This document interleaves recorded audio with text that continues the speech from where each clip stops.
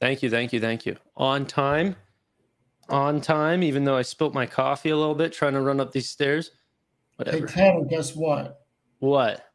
Welcome to Alternative Asset Weekly. We did not agree I upon like this. the name of that. Okay, just show me what you have to show me. Show me. No, I don't have anything to show you. You don't have any so did you sell that comic book thing that you had? No, absolutely not. Well, you were sending some listings or something. I didn't look at them, but Yeah, I mean, we're in a buying phase. got you, got you. We're in a buying phase. We gotta get you involved. I don't want to. Why? Dude, here's the thing. This is where we differ. Is like there's not enough S&P 500 that you could buy. I mean, BlackRock is still buying equities, okay? If they've got $10 trillion still able to be poured into markets, I don't have to buy Pokemon cards yet. At some point, you have to have fun. And there's other ways to make a buck. I don't think I'm nearly that close. One day. From my research, sealed product in Pokemon has outpaced the S&P 500. Maybe if you can sell them. Maybe. It's not maybe. It's facts. It's all facts. Okay, it's facts. It's facts. Facts. All right. Let's do another episode on that. Math does not lie, sir. We'll do a members-only video on alternative assets, and then I'll tell you my more of my specific thoughts about Pokemon cards and other collectibles. But for now, let's talk about the PayPal fireside chats. How boring was that? Oh, dude, it was not. Dude, get rid of that CEO. Don't let him freaking talk. Thank God somebody new is coming in. Oh my God, I freaking fell asleep. He's a tired man, but the things that he was actually talking about were exciting. AI. He was talking about crypto, talking about Venmo, talking about Braintree. These are exciting topics.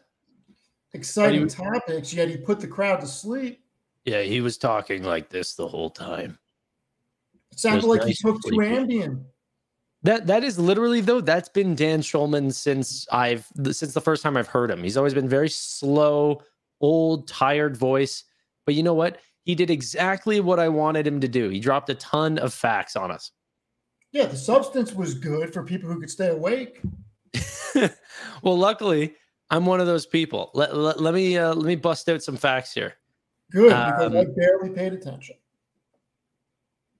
Where did you listen to it? On the webcast or on my channel? No, I listened to it on your channel. I pulled your channel up because it's easy and efficient. And I let it run on my headset while I was running around doing errands. Okay, so tell me this. They were talking about buy now, pay later. Okay. Are you a fan of the buy now, pay later market? Okay. Do you believe in that product at all? Okay. Don't care about buy now, pay later. No? No, I don't think it's going to be a big market. Okay, well, if it is, which I think it will be, because, for example, certain countries that I've seen buy now, pay later before, like Australia, for example, the amount of people that use buy now, pay later is much higher than the rest of the world. For which PayPal said, or Dan Schulman, the current CEO, said, I would say we're #1 in buy now, pay later in the US and #2 worldwide. Okay. That's not exciting to you? Yes, that's exciting. If it becomes a big market. Yeah. Yeah. I mean, really think about it. Buy now, pay later. Do you really think that's going to take off? Like, what's the incentive? I don't know much about it at all. What is the incentive on that versus a credit card? So one, no hidden fees. Okay. So like, for example, I find sometimes there's certain credit cards I use more now because I have it set up to just auto pay. So that way I can never forget it. But like the one that I always forget about is like, if I ever use my TD credit card or my Amex, I have to go in and manually pay those. And sometimes I worry about forgetting it. Now, luckily I worry about not paying it like weekly. So I'm never actually late. Right. But that being said, there are people that do forget, and that's been the number one reason for credit card fees. Is not that people don't have access to pay it; it's that they forget to pay it. And so buy now, pay later is here's exactly what you're going to pay. We're going to pull it out of your account directly. It's just more transparent instead of just being like, oh, here you're going to, if you miss it, you're going to pay 22% on your money. Like, I don't know. I just find it much more. Let me ask you this. Buy now, pay later. Is that on a credit card or is it something completely different that gets linked to your bank account that you make an agreement and it's 4 installments of $50 for a $200 purchase? So here's the best part about buy now, pay later is it's not $50 for a $200 purchase. Most times buy now, pay later is 0% interest. Okay, my cat is 0% interest is 4 $50 payments for a $200 payment. What I just said. Oh, sorry. I thought you meant for a Dude, payment. Did you take an Ambium? You hanging out with the PayPal CEO? What's going on? Dude, I'm getting distracted. I got my cats jumping all over me and everything right now. But that being said, I think that it's really good because PayPal merchants, for example, don't take any risk. They get paid the full sum right away, right? There's no risk for a PayPal merchant to want to get on that product. But then what they realized is that the people that pay back their buy now, pay later is mostly debit or direct bank transfers, which is much, much lower of a take rate than credit cards or something like this. And so PayPal keeps a higher take rate for buy now, pay later, even though the amount of people that actually default on it is still very low. So it's actually a much better product in terms of transaction margins than a regular transaction. Right? It's a payment processor getting into credit. Like it's PayPal's kind of a little bit turning into a bank. Like, yeah, I'm just wondering what the advantages over using a credit card and getting the points. Sorry? I'm just wondering what the advantage is over using a credit card and getting the points. Yeah, so you're right. So one would be that if the money is still in your account, then you'd still be getting interest on it or something. But I do think that the buy now, pay later market is getting so good that, for example, even Dan Schulman himself has said it, that they are going to start offering cash back like for transactions that are getting done by buy now, pay later. Okay, that would be very interesting. So I used to use cash, and my accountant said to me, stop being dumb and start putting everything on a credit card. He's like, paid off in the first month. He's like, if I'm allowed to buy a pack of gum with a credit card, I'll buy a pack of gum with a credit card because I get money back. Yeah. And I said, that's a good point. Never thought of it like that. And since then I use a credit card. Yeah. I mean, I like buy now, pay later. I use it whenever it's available. It's free. I like just having my money in my account and then it can be taken out. Like, I don't have to worry about missing it. That's the one thing. I get so panicky, even though I've never missed a credit card transaction. I worry, like I have that stress about it for some reason. See, my wife is so awesome. She does all of that for me. Yeah, well, I mean, so I do not have to worry about any of it because she takes care of it. So let's move on to another part, because I do think that is a growing industry for them. But and also they're only in 7 core countries right now for buy now, pay later in the 200 plus markets that they could actually be in. They're just in 7 countries. So there's a lot of growth there. They were talking about pay with Venmo. You use Venmo, correct? I mean, I have it. I've used it less than 10 times probably. Okay. So you don't pay anyone through Venmo? What do you use? Why would I need to pay people? I don't know. Maybe maybe you bought something from your friend, or I don't know. No. So do you use Zelle? Do you use just like do you use a checkbook? What checkbook? Yeah, I'm wondering like where are you in terms of your payments? In terms of what? Sorry? What type of payments? I don't know. I mean, you're doing some shady stuff that you're moving money around to individuals? No, I mean, okay. I don't know. Who are you paying? You're not paying me. Who are you paying? If I go for lunch with my brother or something, he'll pick up the tab. I'll send him $20 or whatever my meal is afterwards. Just keep it fair, and I do that through payment platforms. It's a little bit different in Canada, though. We have some pretty good solutions that makes it, Cash App and Venmo don't want to come here. If he buys lunch one day, you buy lunch the next day. I don't know why you would send him money, but okay. Yeah, no, I mean, some people do it differently. Okay, well. I don't know. Okay, what do you think about PayPal USD, the stable coin? I'm not sold on crypto. I'm not sold on any of it.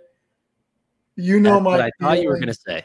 I hold XRP because I believe that if anything is going to really take off, Bitcoin aside, because Bitcoin is proven, even though I'm not sold on Bitcoin, I don't think it's really. Do you hold any of it? No. No. Okay. It's the biggest mistake of my life. But when you really look into Ripple and everything that Brad Garlinghouse has done in all the countries that are embedded in their financial network and the premise around XRP, you look into that, you may want to buy some. I think I've had it for 4 or 5 years now, something like that. And it's just something I'm holding because it just makes a lot of sense. But we'll see what happens. I mean, what makes more sense to you, your Pokemon cards or XRP? Well, it's two different things. No, I know, but they're both. You look at both of them as investments, right? Which one do you think will return a better return? Well, the Pokemon cards are a physical asset that I actually hold, whereas XRP is more play that if the future of money does go digital. Right. The interesting part about XRP is it has a 3-second settlement time.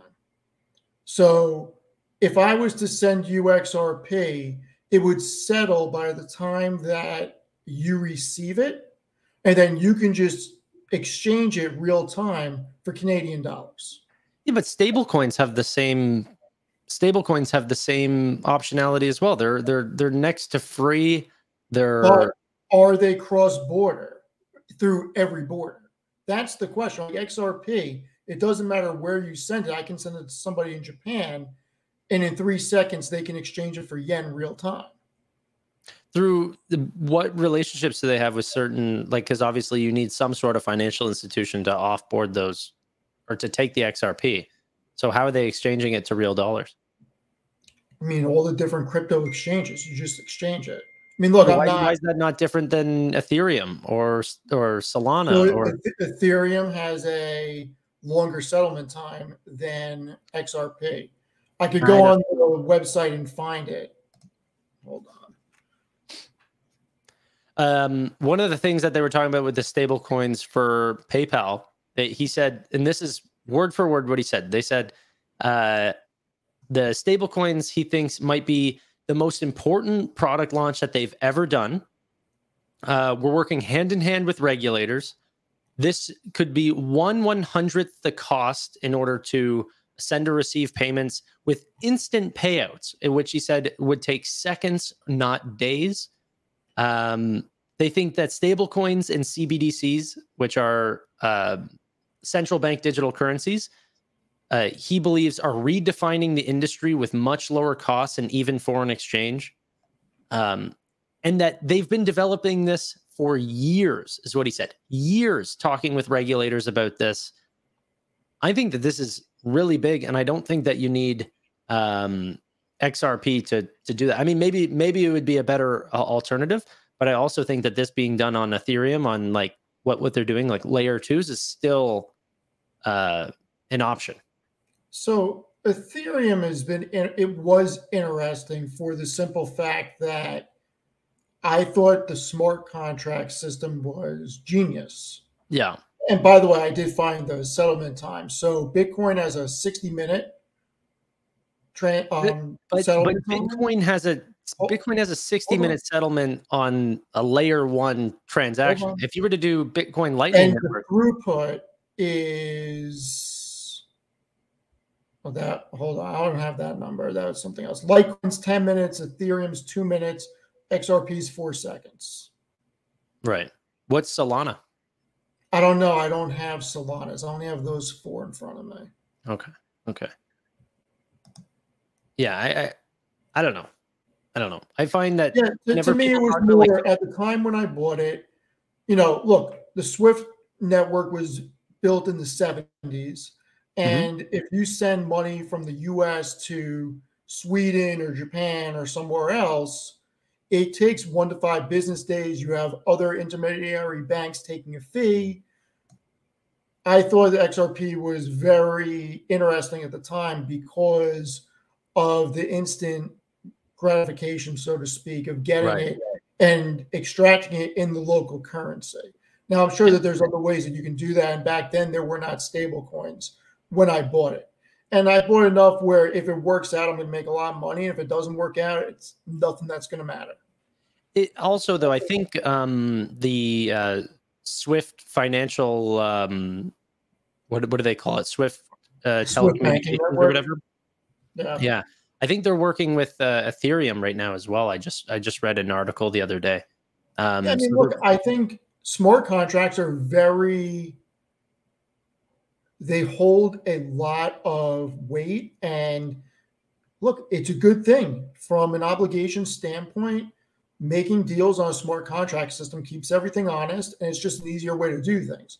The problem is, does it become easy enough to set up with both parties if you have one party that's not familiar with it? I mean, I think it takes a lot to get that off the ground. But as far as yeah, but I, stablecoin, I don't even agree. I don't agree with that because I think that's what like PayPal USD no, but and think about it. If I pay you to do work and we agree 50% down, 50% when you finish, we can set the time parameters on it. From my understanding, you get half the money in Ethereum, and then at the given time when it's complete, the other half automatically releases. It's like it goes into escrow on the time release. That's why I thought it was interesting. And I may not be explaining it correctly. That was my understanding of the smart contracts.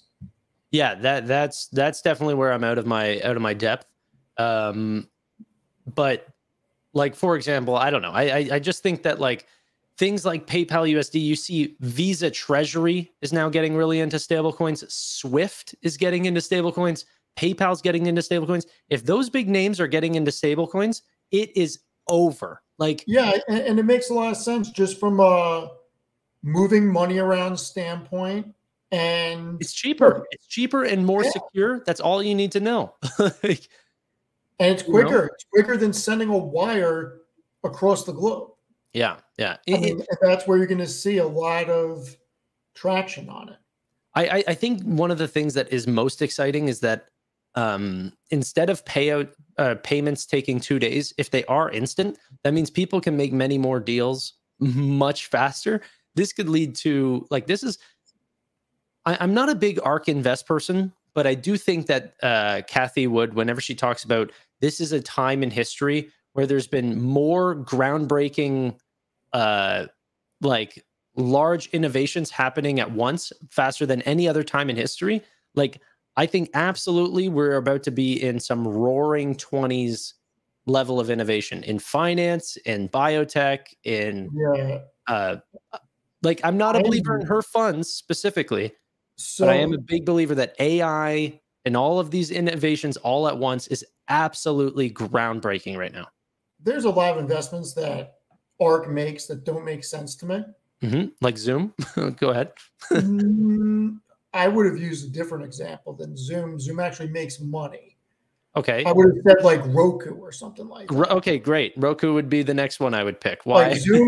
Zoom is actually one of our better picks because it makes money. I mean, I don't know. I I mean, don't compared to other companies. if But you're I if was you're going to picking say an that innovative company, it has to be a growth stock, not a value stock. And what company is looking for um, you know, new video conferencing tools that they didn't get back in COVID and Well, yeah, look, like Teladoc. Like, Zoom is generating over $1 billion in free cash flow, and yeah. they do have a very big opportunity in phones. And I can tell you that desk phones in offices are not going away. Mhm. People are not using Teams for their phone, and there's a reason for that. In a lot of places, like you think about it, on a factory floor or just not like a typical back office setting could theoretically use Teams. But there are a lot of instances where you need a physical phone, that there's just not a computer handy or a tablet handy. And if you mount one, it can get damaged. There's a lot of instances where phones are going to be relevant for a long time. And Zoom definitely has potential in that area. It's a huge business. Right, right. But No, I mean, it, the, the one fund that I would consider purchasing of hers is ARCG, because I do think genomics is going to be huge in the next 10 or 20 years. yeah. I know nothing about the area. I don't want to know anything about the area, but that seems like something where where they do a lot of research, and they may have some winners in that. I mean, CRISPR Technologies makes a lot of sense. And if that Right. stuff comes to fruition, you got to think those are going to be game changers making a ton of money. So I'd rather own the basket than try to do the research, because I don't know shit about biotech. Yeah, yeah, yeah. No, I agree. I agree. It's definitely going to be a huge area, but once again, it's not an area I've looked into at all. Ooh, I just got a notification. One of the guys I subscribed to is having a Pokemon and Magic the Gathering sale. I need to take a look. Well, if you have to go. No, I'm just saying, I got the notification. Yeah, yeah. Okay. I'm going to read off a couple things more about this PayPal Fireside, and then I'm going to go on to Robinhood, and I want your opinions on this. So I didn't listen to the Robinhood part. Okay, not a problem. But that being said, one of the exciting things that PayPal said, at least I thought it was exciting, is the level of innovation that they're going through right now. They said that they're doing right now about 200 experiments per quarter, the highest rate that they've ever done, which for one, only about 1/3 of them actually work. And then they implement it onto either the digital wallets that they have or the checkout side. Across all of it, it's about 200 experiments, all of them for which, like, once the 1/3 does work, it might lead to a couple of basis points of improvement on a churn rate, or whether there's a conversion side or something.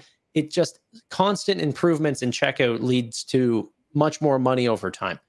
I thought that was really exciting. They said they have the largest digital wallet in the Western world right now, for which they have the biggest vault of payment methods. That's leading to, many product wins whenever they're talking about selling Braintree. So companies like Starbucks, companies like, McDonald's, Microsoft, all of these ones, Uber, all very, very exciting. And I don't know, it's a much more diverse company than it ever has been, yet people are really bashing it right now in terms of the stock price. You're seeing it. There's, where is it? Sorry. Oh, eBay was 40% of their profits before the company. And they're less than 2% now, I think. Now they're less than 2%. Yeah. That's incredible. It is. What the hell is going on here? Mahomes better do something with his life. What, are you watching the game? No, I have my sports book open on another screen. Oh, dude. I don't care. He's got money on it, though. That's why he's invested. Yeah, what do you think about what they said about AI? They said this is something that I feel like you don't ever talk about. Are you a believer in AI? Are you a believer in the overhype? You think NVIDIA stock price is fairly valued? What do you think? You really want to have that conversation? Here's what PayPal thinks. This is what I'll tell before we go into what PayPal thinks. I think NVIDIA showed the market that it was not a fluke. Everybody knew the on-ramp was going to be big because you have data centers that are upgrading their hardware, and we don't know how long the upgrade cycle is going to last. Right. Some are speculating 2 years, some are speculating 3 years, and then it'll plateau, maybe decline a little bit because you're going to have a ton of capital infrastructure going into it, and then it'll kind of teeter off. But look, their numbers are real, and they shattered expectations. They are generating a ton of money. And regardless if I think that they're overvalued or I think they're fairly valued, what they are doing is remarkable from a money standpoint. And don't get excited. I'm not going to say that they're fairly valued because they have a long way to go. But the valuation makes more sense after this quarter than it did prior to the numbers, because you can make an argument that their future growth and buying back all the shares is going to bring the future EPS to somewhat of a realistic number. So, look, big picture, next 2 or 3 quarters, the valuation could look normalized compared to other companies. I think we need another quarter to really solidify this. Right. But look, it's not a company that I would short. I'll tell you that. So what do you think about, I'm sorry, this is going to get a little sidetracked, but if you guys don't know, NVIDIA is my largest position. And I mean, if Steven could pick a stock that he would put the least amount of money in, it might be NVIDIA. So it's NVIDIA or Tesla, I'll tell you that much. Yeah. And I'm a Tesla shareholder. Look, what is going on with this guy? Like, anybody who has bought a Tesla should be furious. Should be furious. Furious.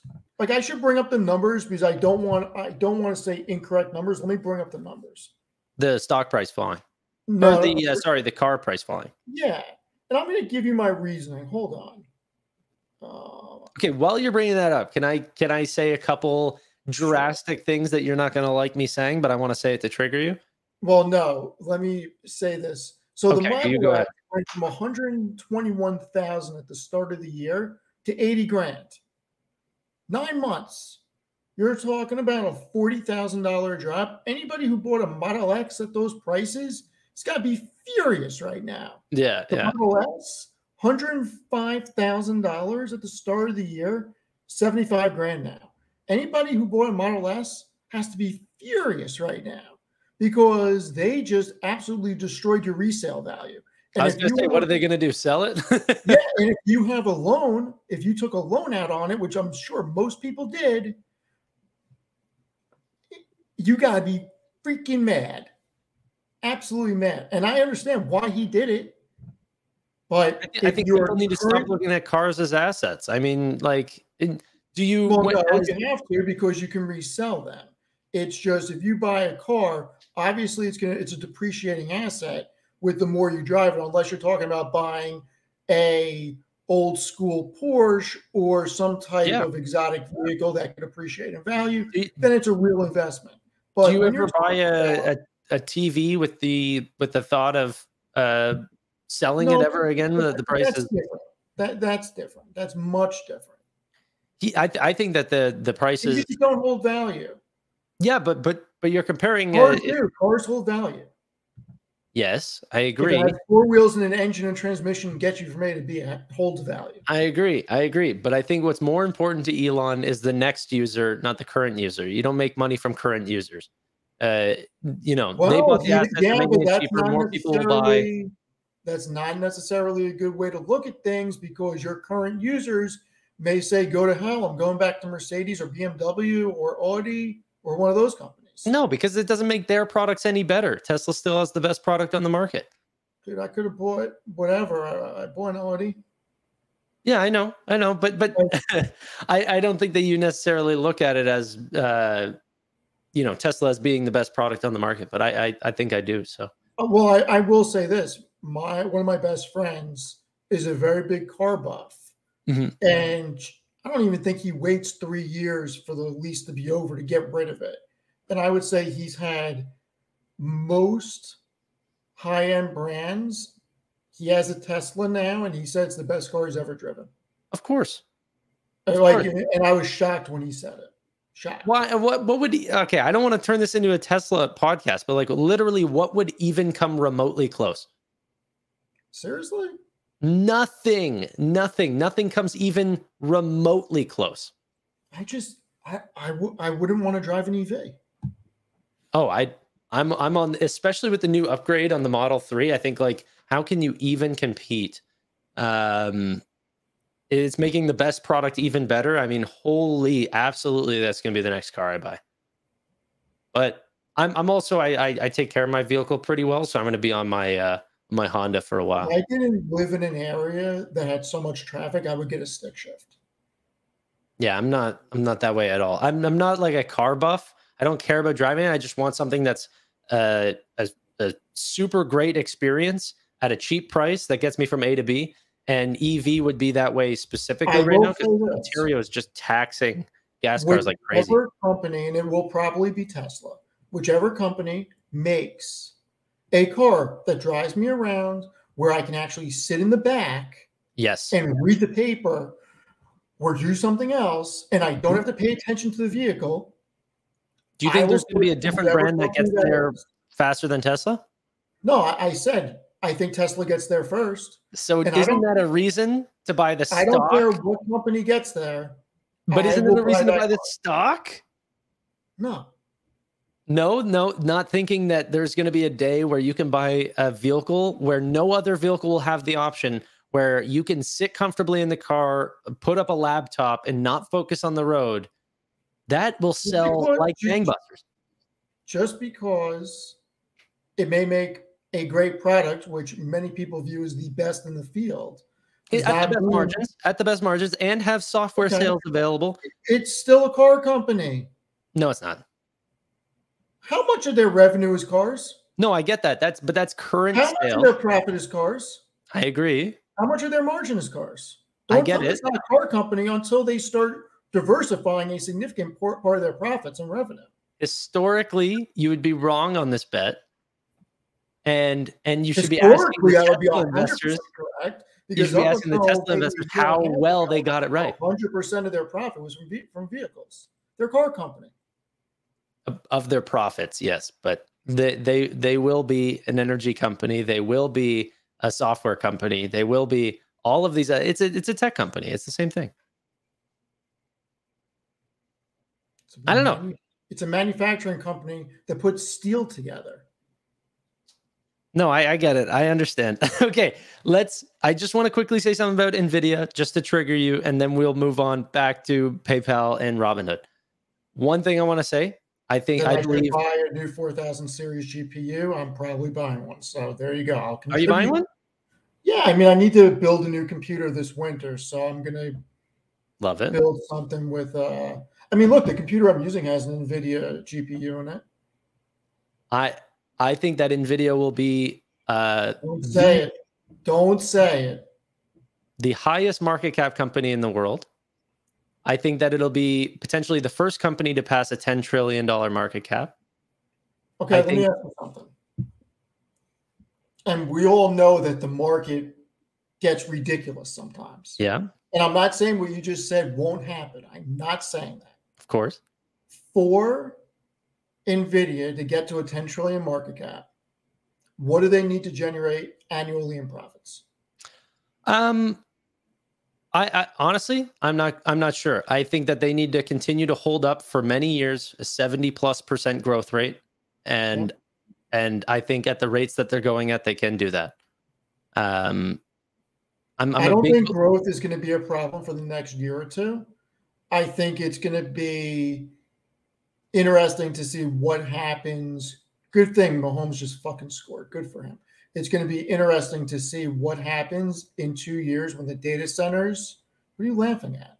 I have money. No, I was laughing at a comment. Someone said 10 trillion. Well, think about it. In the next 2 years, when these companies have all upgraded, how quick is their growth going to come? But if they diversify into other areas, into software, or I saw something they're starting to build CPUs. If they get into the CPU game and if they start taking over, yes, they're going to be a $10 trillion company. People have said this. I remember reading articles. AMD's going to eat NVIDIA's lunch. I remember reading all this stuff back in the day.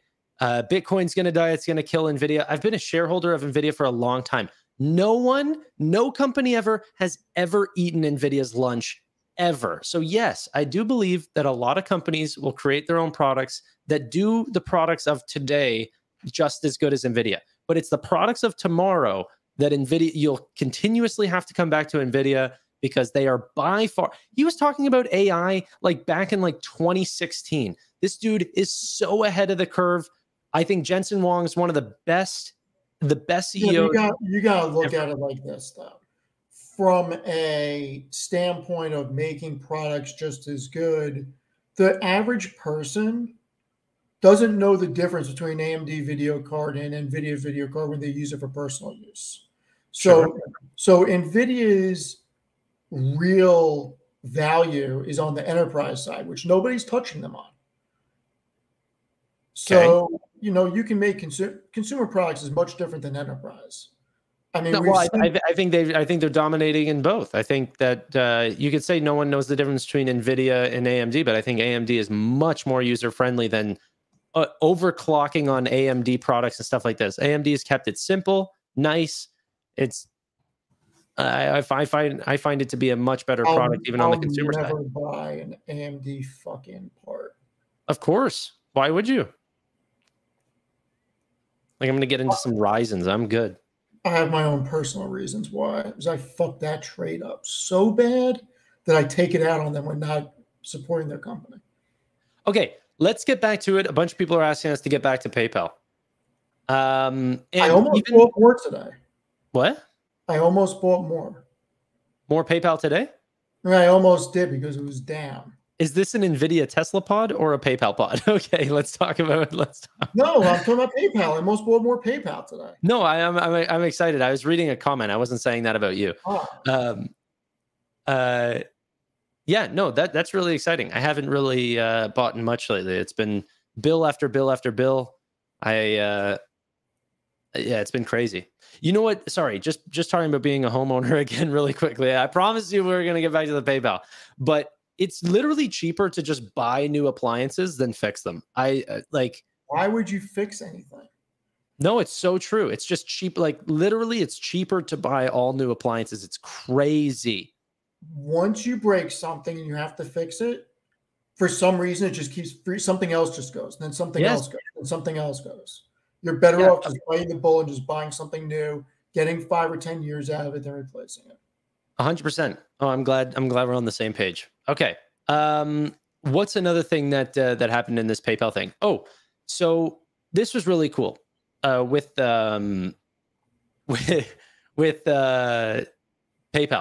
and I had a recent conversation, or I was reading a recent conversation about Stripe and Adyen's management talking about Braintree at PayPal, and they both were like, "Oh, you know, Adyen's very strong.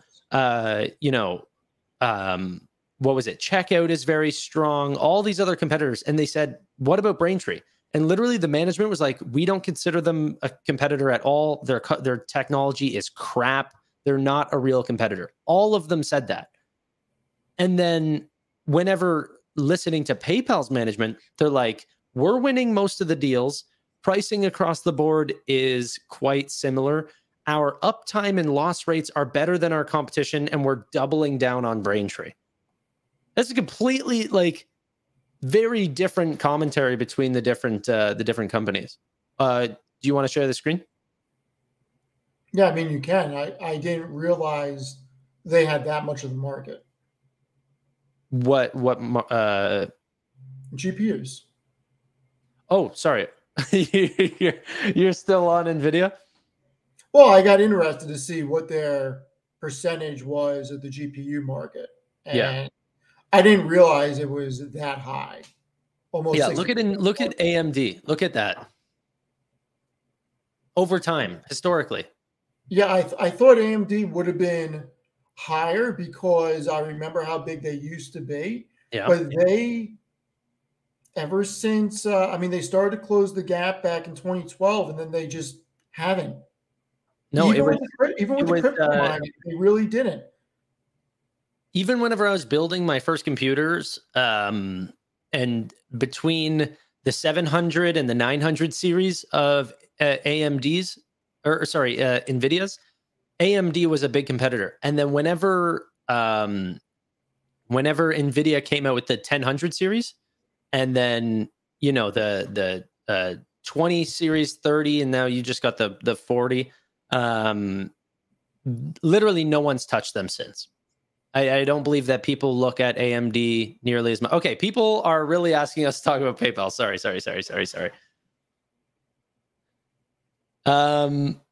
What would get you to buy more PayPal? Yeah, so what percentage of your portfolio is PayPal right now? Less than 1%. Okay, and how much would you allow it to be? Is this a 5% play? I have no idea. Are you going to continue to buy if it stays in the early 60s? Yeah, I mean, look, I was going to buy more shares today. I have a number of shares in my mind that I would like to buy, which I'm not going to say. Okay, but what percentage of your portfolio would it make up if you got to that price at this current share price? I don't even know what our different accounts are at. I'd have to look and do the math.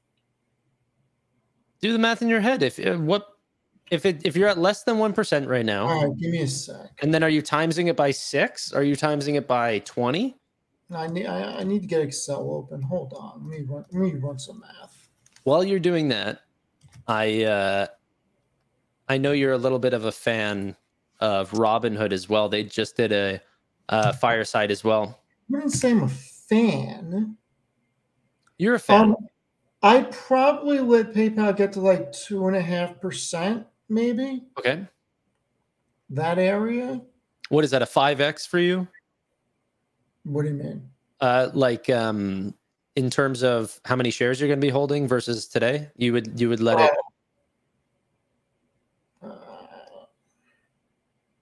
Like, are you at 0.5% of your portfolio right now?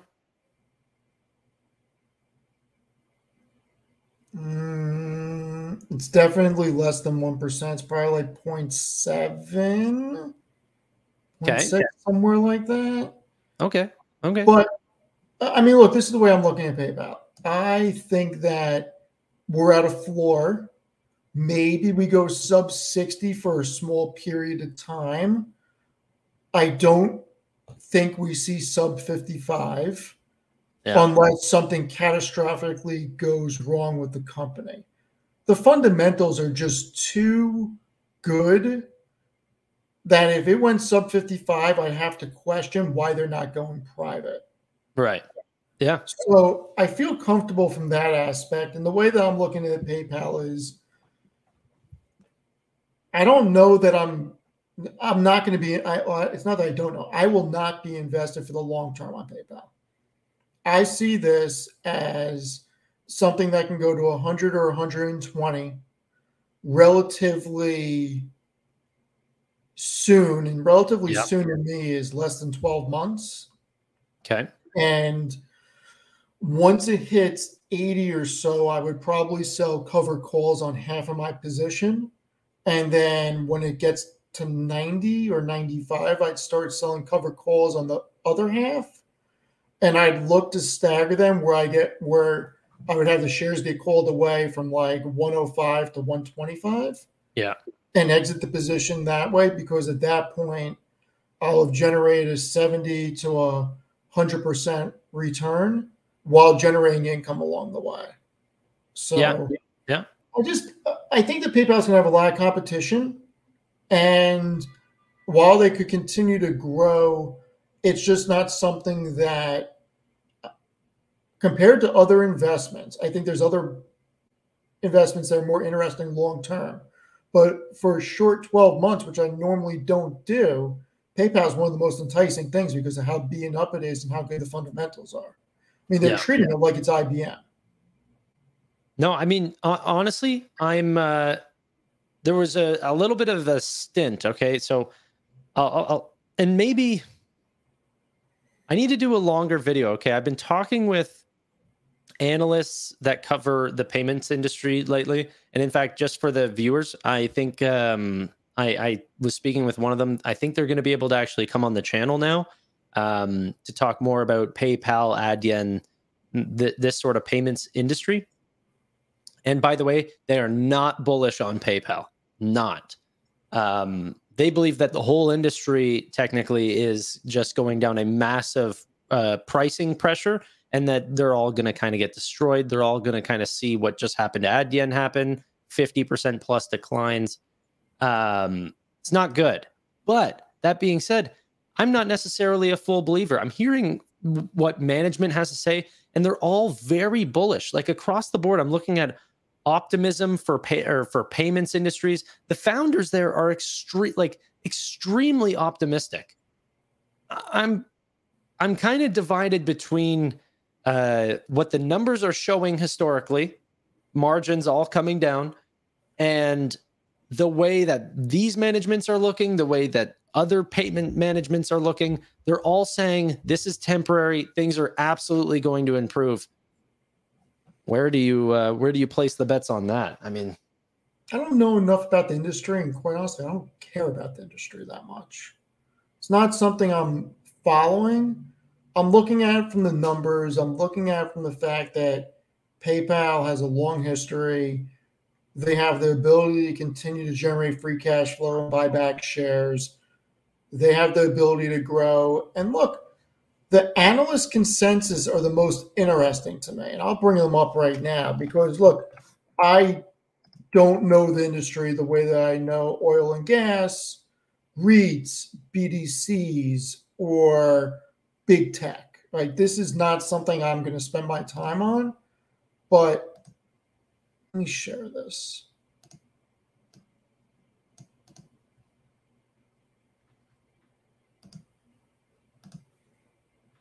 And I put this in my article. Do I need to make it bigger? It would help. I can also do this. Nope, it's the same. You're good. That's good. All right.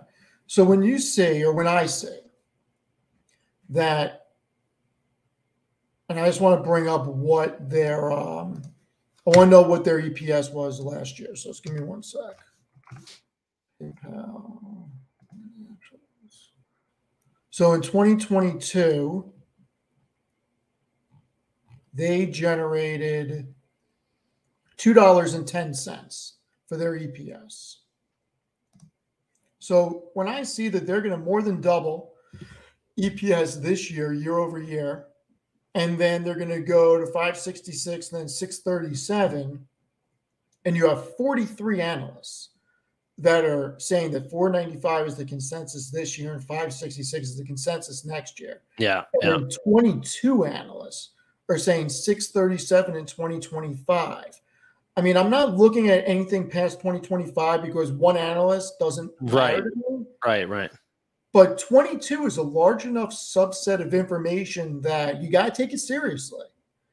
And if that's the case where you're going to see, I mean, that's 3x, just about 3x on the dot, just over 3x where 2022's EPS is over the next 3 fiscal years.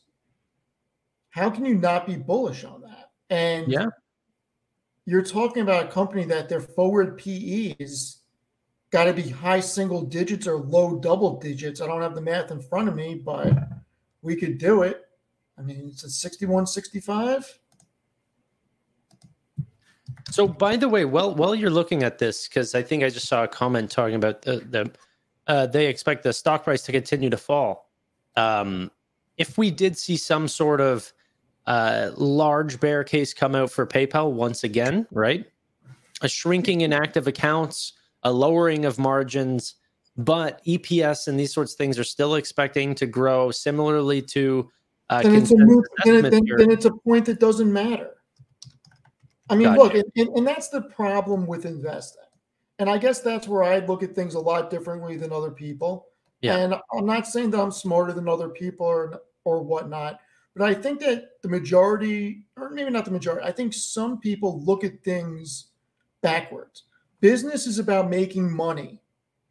And if you are generating more EPS year over year, then if your transactional volume goes down or your accounts go down, but you are still generating large profits and your EPS is going up, it shouldn't matter because at the end of the day, investing needs to be about profitability. Companies can grow top line to however much, but if you're not generating profits, what does it matter? Yeah. I mean, right now you're trading at less than 11 times next year's earnings and less than 10 times 2025 earnings. I mean, that's crazy. That is really crazy. They're pricing it like a tobacco company. Yeah, no, I mean, but I don't know. I guess I think where we differ is that like I think that growth, people in markets are not buying the company of today. They're buying the company of 5 years from now. And if those growths are slowing, then people might expect that, they'd rather jump ship than watch it slowly burn over time. Or, so if they are slowly shrinking, it's not that they're not going to continue to grow EPS now, but if it does get to a place where margins continue to shrink, then there could be a day where they're no longer profitable as a business. Like, I think that's mainly why people look at more of the top line metrics, is because top line flows down to bottom line. If you lose top of funnel, it's harder to get anything out of bottom funnel, But if you have a low gross profit margin and your profit margin is non-existent and you're growing like crazy and it's hard for you to generate a profit, that's a problem. Yeah. And I'm not saying that companies should not get a larger valuation if they are not growing. Like, if you're growing top line, you should get a valuation, you should be rewarded. But investing comes down to profits. Business comes down to profits. If you're going to go buy a store, whether it's a restaurant or something else, you pick something that you can actually go physically buy tomorrow. You can't just go buy all PayPal tomorrow. But if you're going to go buy a store tomorrow, you're going to look at it as, okay, store XYZ is going to cost me $1 million. How long is it going to take me to make that $1 million back and then start generating profit on top of it? Or a rental unit or whatever it is, versus paying for a company that is going to continue to grow that top line, but you may never get that initial investment back in profitability. Right. I mean, at some point, there needs to be a healthy mix of both, because both are important. But in a lot of cases, people value the top line growth more because it's exciting and it grabs headlines. Yet, when you're profitable, there's a lot of things you can do with those profits, from making acquisitions to grow. You can buy back shares. You can pay a dividend. There's a lot of things that you can do. You can reinvest in the company. You don't even have to make acquisitions. You can use the profits to reinvest. Like, there's just a lot of options. There's a reason why Google, Microsoft, and Apple are the largest companies in the market, and now slowly NVIDIA creeping right up to them, because they're all freaking widely profitable. Alphabet is buying back $70 billion worth of shares. They have more than $100 billion cash on the books. I also think, though, that I think what you're discounting from the top line growers, especially someone like, I think probably one that you probably have a large dislike for, would be something like Square, right? Oh, you know what? I knew you were going to bring that stupid company up. That stupid company. Okay, but let me finish my idea, okay? Go ahead. High top line grower for sure. Their monetization per customer is really low right now. I get it.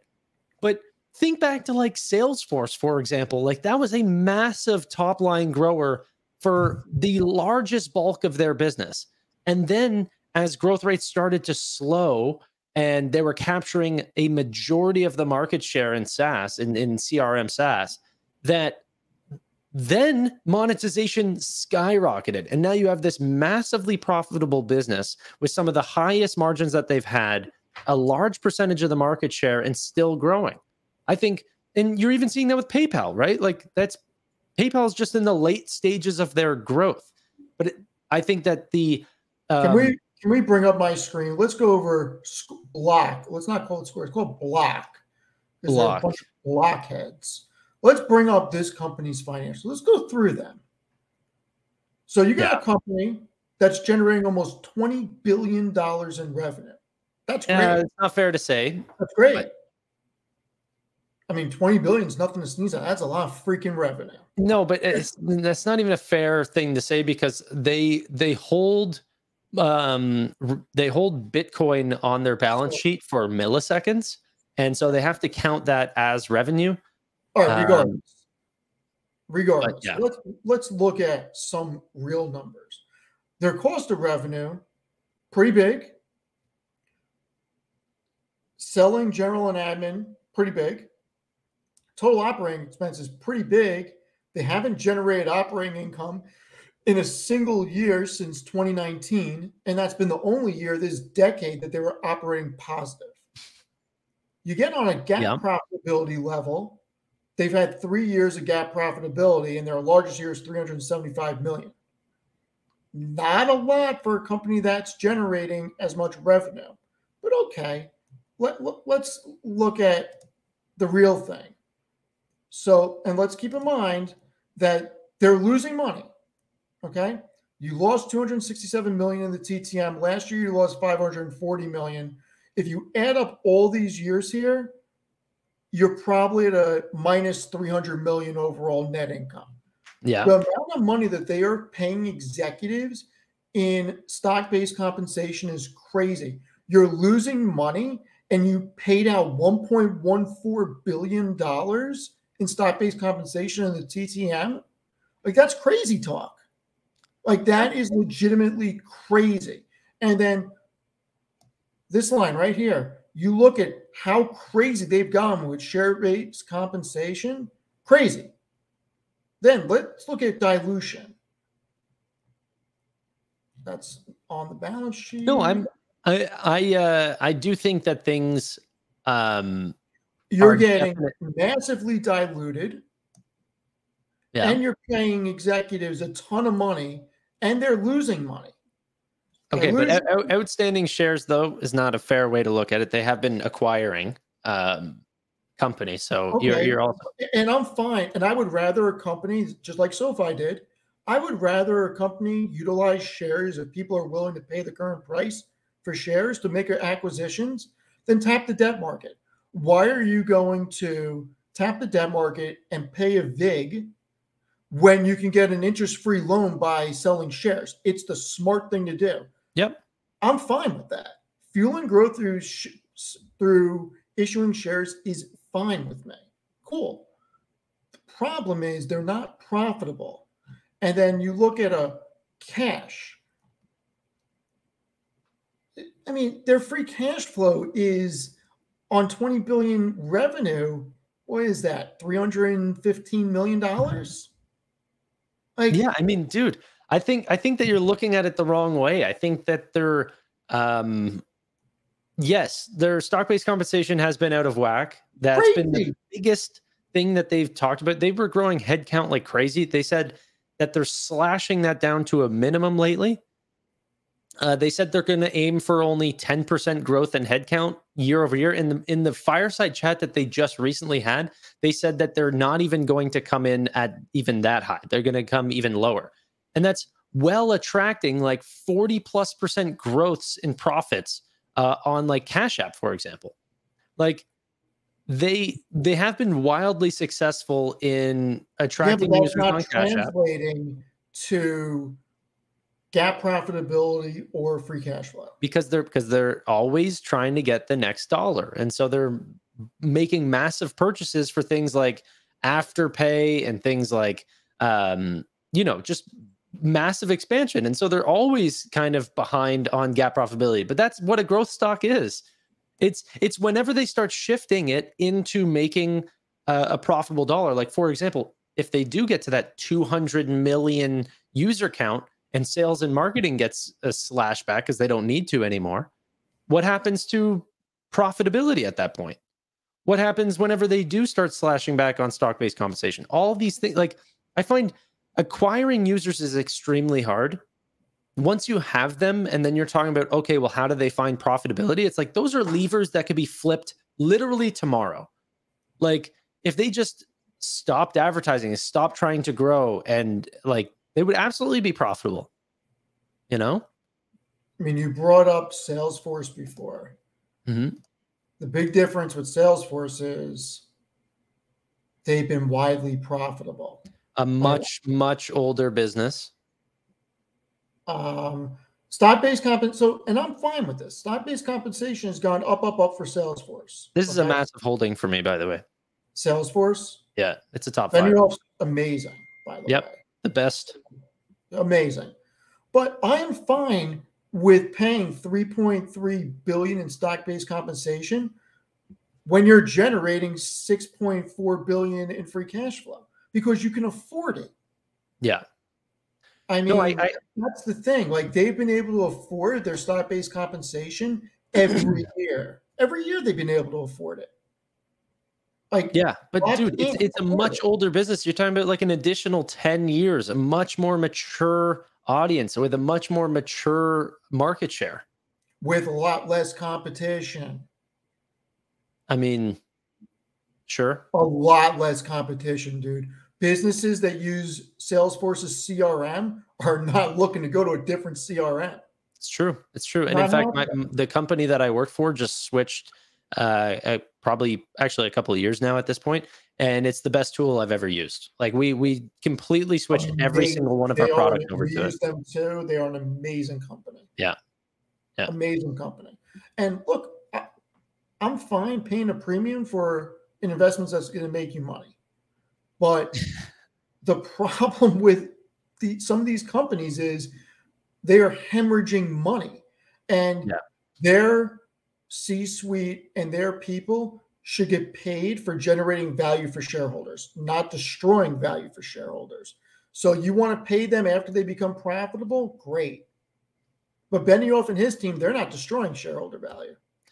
Yes, but they have had high stock-based compensation previously. They were absolutely a growth stock back in the day. They were aggressively growing back in the day. You don't think they had similar marketing or growth tactics to Square? And I do think that by far the biggest bear case to Square, like I'm not adding to them right now. I find that this last quarter was disappointing. I found that I'm much better off buying PayPal and SoFi. We're in the money, baby. We're in the money. Oh, he's gambling. He's gambling. Well, no, I wouldn't say I'm gambling. I've already gambled. If I was gambling, I would be making more bets. But I'm up on my straight bet, and I'm up on my 2-leg parlay right now. Let's go. Okay. I was going to have a conversation about this. Okay. So I'm going to talk to the audience real quick. Guys, I do want to say, because this is supposed to be a 30-minute call. It's been an hour, so we're going to wrap up soon. One, I want to have a Q&A video coming out soon where I actually get the viewers on this side of the screen. Okay. Very similar to how Amit does it. I'm going to invite you guys on and let you ask questions about fintech. I would love to do that soon. Two, I did want to speak really candidly about how I'm feeling about fintech. I think that I find that the bulk or the safest amount of money right now is in the holistic bank style stocks right now that own the customer, not just the payment provider. I'm talking SoFi. I'm talking Nubank. Okay. I would pick those over the likes, and actually Square would fall into that category as well. But I would pick those over the likes of PayPal or Marqeta or Robinhood or any of those. Nubank, even more at these prices. I find Nubank is maybe the best and most exciting stock right now that money can buy. And I should have a conversation with Steve about buying it. Can we get you diversified, sir? I'm very diversified. Yeah, right. I'm very diversified. I don't even have a fintech in my top 5. My top 5 holdings, because I've been open about it. Outside of NVIDIA, because NVIDIA pays a dividend. Do you own anything that pays a dividend other than NVIDIA? Not a real dividend company. I have a couple of growth stocks that have dividends. Okay. But very similarly to NVIDIA. My top 5 holdings right now, just so you know, Steven, I've been open about I know what they are. Okay, say it. We've talked about this before. No, I have. I've never told you. We've talked about this. Okay, say my top 5. It's NVIDIA. It's Nubank. Nope. Nubank's not in there. I thought Nubank was in there. NVIDIA. Nope, the biggest fintech holding I have is SoFi. Yeah, well, obviously. So SoFi, Nvidia, Not a Square. top five. So SoFi's not a top five. It's not. All right. So what are they? It's it's Nvidia, Shopify, Shopify. That's the one. Tesla, Airbnb, and Salesforce. Airbnb is having some issues, aren't they? They're not having any issues. I'm not listening to anybody say that they're having issues. That's an amazing company. Oh, I'm not saying it's not an amazing company. They're having some issues here in New York. Yeah, I mean, maybe, but that's been a back and forth in a lot of states. But I'm not worried about it. The city just really clamped down and absolutely destroyed Airbnb rentals. Yeah, I mean, they say that. Not worried about it. Dude, I'm the president of my co-op board. Trust me, I am very well aware of what's going on with it. I am not worried about it. I'm not worried about it. I'm going to be worried for the company because I don't think it really is going to have that much of a major impact. But if New York starts and they have other places start, because some people feel that downsizing Airbnb stuff is going to put more supply on the market and is going to lower rents, you could see pressure be applied to have more of these ordinances go into place. Because that's what I think is really happening behind the scenes.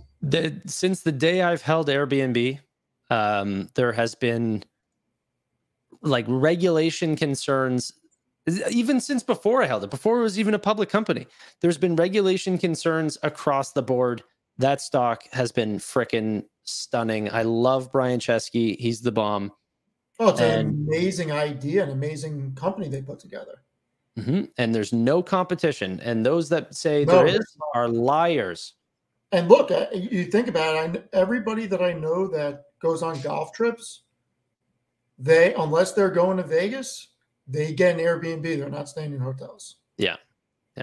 You see what Morgan Stanley put out today? Meta could see $20 in earnings per share by 2024. Say that one more time. Meta could see $20 in EPS by 2024. Honestly, I believe it. I think that their revenue per user is going to skyrocket. Yeah, I mean, it's such a cash cow. I mean, that's a pretty big holding of mine, and I have no intention of selling that one. Yeah, I love me some Meta, but hey, I hold a lot of positions. But SoFi out of my fintechs is my favorite. My second favorite right now is Nubank. And honestly, the truth is I think that I sleep better holding more SoFi, but in terms of which company I actually think will do better over the next 5 years is probably Nubank. That is the most exciting company I think I've ever seen since Tesla. It's a big statement. It is. It's just there's some risks that it's like holding small caps. It's like, yeah, there's the ticker symbol for Nubank is NU. It's actually NU Bank, not NEW. It's Nubank. NU. Where'd you think of Enbridge? Sorry? Where'd you think of Enbridge? I used to hold them. They just agreed to buy $14 billion worth of utilities from Dominion. I know, and the shareholders hated it, right? I love it. You crazy? It's awesome. All I know is they fell on that announcement. I know. I bought more yesterday, but I don't hold them anymore. I don't really hold any dividend specific stock. You would. They probably provide your gas utility. They do. I just paid the bill the other day. Thank you. You're welcome. You're welcome.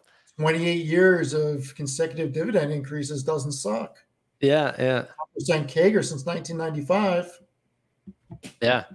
I'm going to be paying them for a long time. And I think they even do I'm going to sound like an idiot because I'm new to this whole real estate thing, but I think they also do the, what is it? The water heater rental? I'm not sure about that thing. I think I pay them like $40 a month or something for some rental appliance that I have. Which I also don't get why people rent that. Why don't you just buy them? They're not even that expensive. It's going to be interesting to see what happens over the next year with some of these companies. Yeah. Do you hold Nubank? Do you hold Nubank? No, I do not own them. Why don't you like this company? Have you taken a look at them? Did that come out of my mouth? Did I say I don't like them? Well, if you're not holding them, you don't like them. Maybe I haven't had time to look into them. I'm asking you right now to look into them. Fine. Ticker's NU. NU. And then if you like it, you buy it? And if you like it, you buy it? Well, let me look at the financials real quick. You're going to buy it. I will share with the audience some amazing statistics on Nubank while we're waiting for you. This is interesting. Mm-hmm. Yeah. Okay, so here's Nubank. Back in Q2 of 2022, just so we can do a 3-year overview, this company had 26 million users. As of today, it's 83.7 million. And in fact, they've already disclosed that they've passed the 85 million mark. But what's more exciting than that is their top line growth. Revenues went from back in Q2 or even in Q1, about 200 million up to 1.8 billion. Okay. So why do they have a 32 billion market cap, yet their book value is 5 billion and their total equity is 5.6 billion? Why have they been given such a huge premium? Did you not just listen to the numbers that I just told you about these growths? Yeah, I don't care about the customer growth. I care about dollars. Okay. Let's look at net income, Stephen. Here, yeah, they're GAAP profitable. I see that. No. But let's just look at the 4 last quarters: 7.8 million, 58 million. Next quarter, 141 or 142 million. Next quarter, 225 million. From 7 to 225 in 4 quarters. What's their main area? Latin America, South America? Yeah, so Brazil by far is their big area, and then Mexico, and then Colombia. Those are the 3 countries that they're in. Okay. And then look at this. So I wanted to show you another. Sometimes they're all out of whack. Never mind. I don't think I'll be. Oh, actually, this one's good. Now, can you some point, can you please make this look nice and make the titles in the center and bold them and left to right stuff is. This looks fine. It looks fine. The only thing is some of these numbers, whenever you add new lines in Google Sheets, it doesn't update your spreadsheet. So you have to go back in and see it went to quarter over quarter. Oops. So then you have to go back in and then change it to, what was this? New members, new accounts. And then that's what it looks like. So all those need to be changed. But look at this number of employees, just really quick. All right. Although they've been skyrocketing in their growth, their number of employees, they're now starting to cut because they're just realizing that they're getting more efficient. They are using all sorts of things like AI and everything like this, and their revenue per employees is skyrocketing. And in the same breath, what you would expect from Square, you should not expect from Nubank. Stock-based compensation as a percentage of revenue is at 3.5% this last quarter. Yeah, I love that number. Dude, this is nuts. Customer acquisition costs $7 per member. It's the lowest in the world for finance, okay? Average revenue per member is climbing like crazy. Their CAC to quarterly ARPU ratio is 300%. 300%, which means they can acquire a user and pay them back 3 times over in a single quarter. Just to put that into perspective, SoFi takes about 18 months to pay back a member. They will take less than a month. Less than a month. So I like their balance sheet. They have a ton of cash on hand. They have minimal debt. I mean, their debt is just less than $1 billion. It's $974 million. They got $6.2 billion in cash and another $7.4 billion in long-term investments. Very well capitalized. They can basically do anything they want to do on the finance side. Buy shares. Yeah. Well, not just that, but grow the business. And And I collateral don't mean to dollars. the audience. Do not buy shares in the audience. I'm not telling you to buy shares. I'm telling Steven to buy shares. Oh, I thought you meant for them to buy back shares, which they could theoretically do. They But could. no, look, Can I tell you something about this company? Here's the problem. It is not a US-based company. Mm-hmm. So while accounting is in US dollars, look, while the financials look interesting, and while if the growth prospects that you outlined continue to go, they can become insanely profitable, no question there. What's the catalyst to get them where there's a huge investment buzz and a lot of institutional comes in, they become a big name in the US, and you see real shareholder interest? Like, what takes them? Because just because you have good fundamentals doesn't necessarily mean that the stock's going to go up. And we've seen that with different companies. So what company, like if there was an institutional investor that you were excited about, which one would that be that you would get excited if they held Nubank shares? It's not, let me rephrase it. What's going to get Bloomberg, CNBC, and Yahoo Finance to talk about them all the time? That's the thing, because look, you need buzz at the end of the day. Can I say that Berkshire Hathaway holds shares? Yeah, you have said that before. That's kind of exciting. Yeah, that is kind of exciting. I get that. I mean, it's not publicized. People don't look at it like that. Here's the thing: is I think that right now their name brand in America is not known. Like, I think that some people see some companies and they go, "Oh, like that company's doing very well. I wonder if they're public," and then they find them. And right now, that's not existent for Nubank. But I do believe there will be a day, and I don't think that we'll wait that long for them to be in America. I think that they will be a bank that is competing with the likes of SoFi here in America. Is it a company that goes into America? Absolutely. They've spoken about it. Well, that's interesting then. They said that they want there's a massive total addressable market for Hispanic population in America that are underbanked, and that's their specialty. You know, a company I wish I bought. They're a Capital One and tech company, so they're doing exactly what Capital One did. They're coming in, offering credit to people who have never seen credit before. Okay, they're putting out new products, what seemingly is every 3 days or so, that are massive, like personal loans in Mexico just were announced the other day. A couple days before that, there was checking accounts in Mexico, for which in the first, I think it was a couple days, they saw 500,000 signups in Mexico. In the first 2 weeks, they saw 1 million. Deposits grew month over month in Mexico by 30%. Just insane numbers. I think the biggest problem that you should be concerned about is politics. But honestly, Brazil is hyping up their stock market right now. They're being extremely nice to financial companies because they really want to own their financial network there. So one, they have FedNow there. It's called Pix. It's the most adopted government payment system, and in fact, PayPal even came out and said, we can no longer compete in Brazil.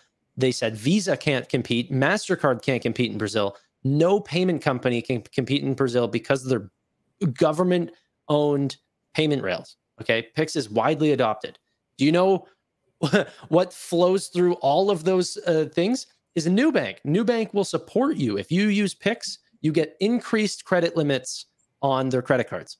If, I don't know. I just find it very exciting that if CBDCs come out, which Brazil has been very forward with this. They already have the program out. It's called Drex. That will be the future in Brazil. You will need a digital wallet. You will need NuPay. I'm a big believer in Brazil right now. Even maybe more excited than USA, just because the growth there is so untapped. 600 million people in LATAM. 600 million.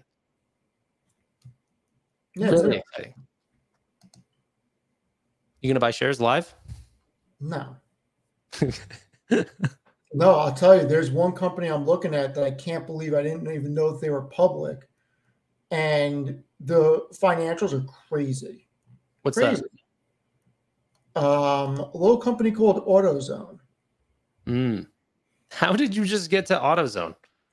Somebody mentioned it to me the other day. This company has bought back 46.47% of their shares in the past decade. Almost half the company they bought back. There's only 18.2 million shares outstanding.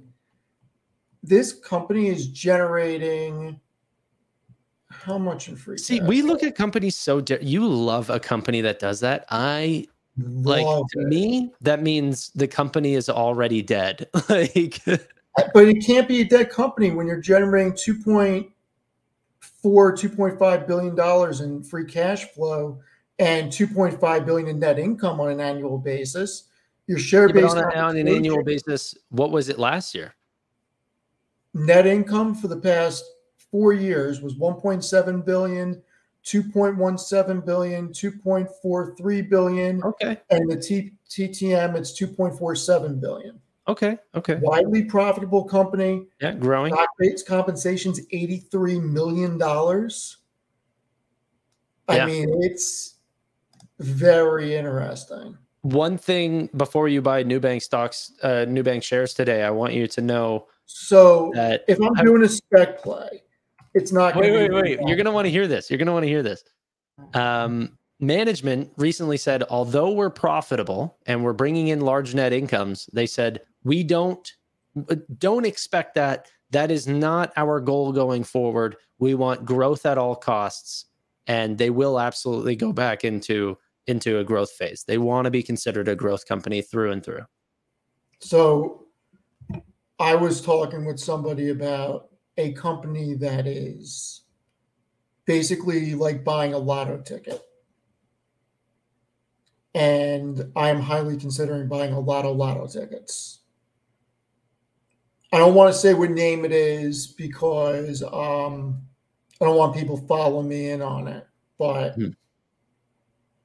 it is, what I will say is it is a liquefied natural gas export company that has all the licenses and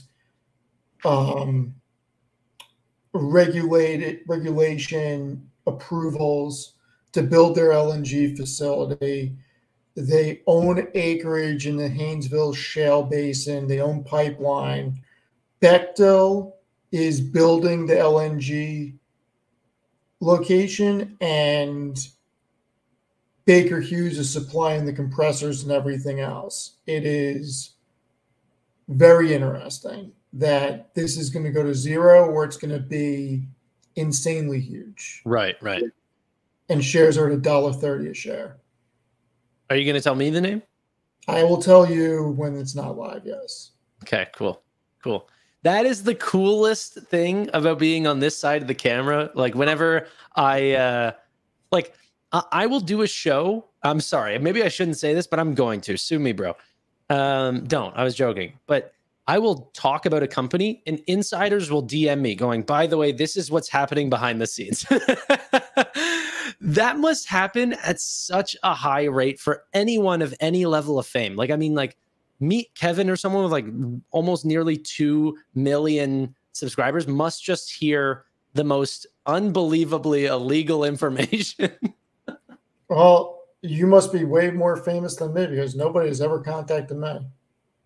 I mean, I also do ask for it most times. And please do not contact government agencies are listening. I don't hear shit. Messages. I don't want anybody contacting me. I don't want to know shit. I want it all. Send it. Why would you even say that? Because I don't care. I'm not an American. What is SEC going to track me down? You'd be you got surprised. Nothing on me. You'd be surprised. I'm a Canadian. I don't care. But it's not my fault. Some person's going to DM me. How is it possible? This is the way I think about it. How is it possible that Fox News and all these places and CNBC and all these things go, oh, leaked in for insider information? That's all I'm doing. Someone else leaked it. I'm just keeping them anonymous. I'm a news agency. I'm just spreading the news. Not a news agency. Stop. I'm officially I'm calling it right now. Future Investing is now a news agency. Welcome. This will be the last time I'm on this channel. I will keep you guys anonymous. Tell me all your juicy deeds. Actually, you want to know something crazy? Someone sent me the maybe I shouldn't. Actually, I'm not going to say that. Do not say anything incriminating. What are you doing? I don't care, dude. I don't care. You are going to have people looking into your freaking email history and everything. I pay my taxes. Doesn't matter. Thank Any you all. message you get like that, you should delete. Whenever I get into politics, and this is going to bite me, I'm no longer going to be the prime minister. I don't care. I'm happy.